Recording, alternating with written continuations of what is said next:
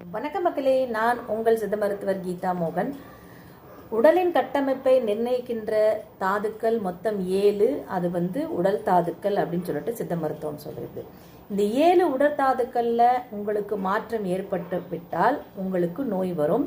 அதே போல இந்த 7 உடல் தாதுக்களின் அடிப்படையில் உங்களுக்கு மருந்து கொடுத்தாலும் உடலில் நோய் குணமாகும் அப்படின்னு சொல்லிட்டு சித்த மருத்துவம் சொல்லுது. அதே போல மழையை நிர்ணயிக்கக்கூடிய விஷயங்கள் மொத்தம் 10. அதாவது வருஷ தாதுக்கள் மொத்தம் 10 அப்படின்னு சொல்லிட்டு மழைக்கான கர்ப்போட்டம் கூறுகிறது.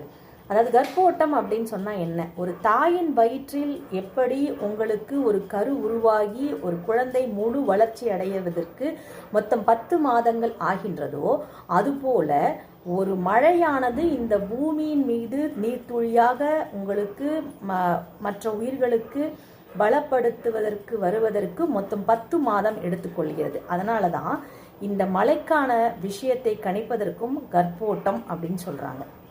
இந்த கர்ப்போட்டம் அப்படிங்கிறது மொத்தம் 10 வருஷ தாதுக்கள் அப்படிங்கிறத அடிப்படையாக வச்சு ஏற்படுத்தப்படுகிறது.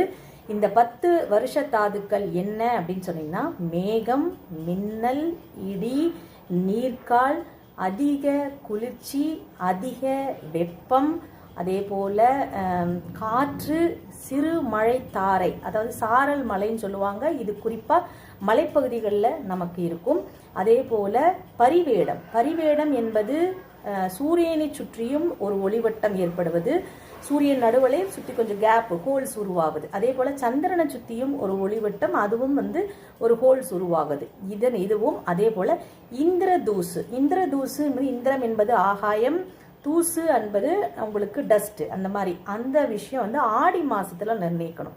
இந்த 10 விஷயங்களை அடிப்படையாக வைத்து தான் உங்களுக்கு இந்த வருடத்திற்கான மழை நிர்ணயிக்கப்படுகிறது. அதனாலதான் மழைக்கான கணிப்பை கர்ப்போட்டம் அப்படின்னு சொல்றாங்க.